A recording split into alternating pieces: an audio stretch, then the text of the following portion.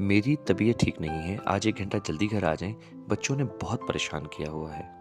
क्या आपने कभी अपनी बीवी के मुंह से ये अल्फाज सुने हैं, लेकिन इस बात को अहमियत देने के बजाय सिर्फ ये सोचा कि ये तो रोज़ का मामूल है? आपकी बीवी थक चुकी है। वो आपसे मुसलसल शिकायत करती है कि उसकी ज़िंदगी इस घुटन भरे माहौल में मुश्किल होती जा रही है। वो आपको बताती हैं कि लोग जब चाहें उनकी तज़लील कर देते हैं, जो मर्ज़ी कह देते हैं।